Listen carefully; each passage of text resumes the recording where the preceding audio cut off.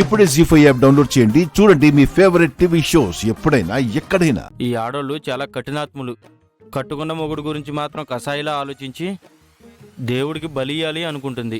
ప్రేమించినోడికి కత్తితో చిన్న ఘాటు పడితే మాత్రం విలవల్లాడిపోతుంది. చెప్తా దీని సంగతి. ఇందక్కడ దాకా భయంతో పరిగెత్తింది.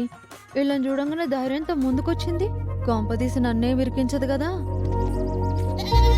పారాజు. ఏ రేణుక, ఎవరైనా చూస్తే బాగోదు. అత్త, మీరంతా ఏమైపోయారు అసలు? ఎవరికి ఎందుకు చెప్పలేదు? రేణుక, మొన్న ఈ మధ్య మీ మామయ్యని పొడిచారు కదా, ఇప్పుడు మళ్ళీ అర్ధరాత్రి కత్తులతో దాడి చేశారు. మాకు అపాయం ఉందని తెలిసి హాయిగోరు కంగారుగా మమ్మల్ని తీసుకెళ్లిపోయి ఆశ్రయం ఇచ్చారు. దేవుడి దయవల్ల ఎవ్వరికి ఏం ప్రమాదం జరగలేదు కదా, అందుకే అమ్మవారికి పూజ చేసుకుందామని వచ్చాం. అంతే తప్ప నిన్ను పక్కన పెట్టాలని కాదు రేణుక. అవునా? సరే అయితే నేను కూడా గుడికొస్తా. పాండ్రి పాండ్రి పాండ్రి.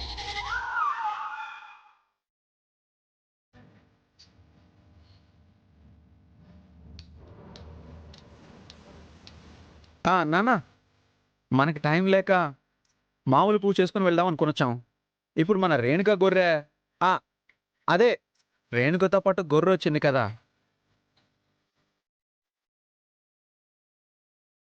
అమ్మవారికి బలిచ్చి నలుగురికి అన్నదానం చేసి వెళ్దాం నాన్న. అవును రాజు, నాకు అలానే అనిపిస్తోంది. మైసమ్మ తల్లికి బలిస్తే కోరుకున్న కోరికలు ఖచ్చితంగా తీరుతాయంట.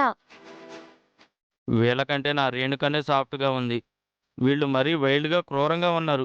చూడడానికి మాత్రం మదపప్పులా ఉన్నారు. ఆలోచనలు మాత్రం క్రూరంగా ఉన్నాయి. వీళ్ళ కంట్లో ఎంత తక్కువ పడితే అంత మంచిది. ఈ గొర్రెను కాపాడుకోవాలని పంతులు గారు చెప్పిర్రు.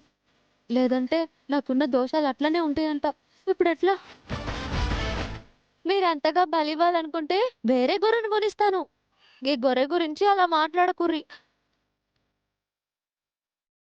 దేవుడికి పడేపడానికి ఏ కోటైతే ఏముంది రేణుక? ఇంతమందిలో ఒక్కళ్ళకు కూడా నా మీద జాలి కలగట్లేదు. ఫ్యామిలీ మొత్తం నన్ను కోసుకొని తినడానికే రెడీగా ఉన్నారు. ఇది మన గొర్రె కాదు కదా, అవసరమైతే వేరే గొర్రె కొందాంలే. అక్క, గొర్రె వరదో చెప్పు, ఎంత అవుతుందో మాట్లాడుకుని ఈడనే బలిద్దాం. ఒరే బామర్ది, నీకు కూడా లోకువైపోయానారా నేను?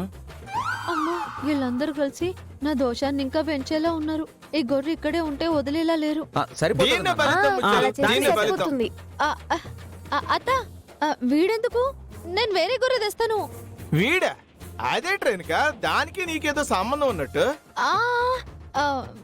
వేరే వాళ్ళది. మీరు లోపలికి వెళ్ళండి. నేను రారా, నువ్వు మొగుళ్ళకి తయారాను. నడు.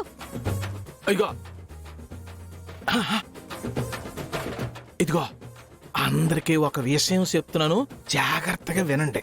రేణుకుతో చాలా జాగ్రత్తగా ఉండాలా. ముఖ్యంగా రాజుకి రూపకి పెళ్ళైన విషయం అస్సలు తెలవకూడదు. ఏంటి అర్థమైనదా? పదండి. జీ5 యాప్ డౌన్లోడ్ చేసి అన్ని ఎపిసోడ్స్ పూర్తి ఉచితంగా చూడండి.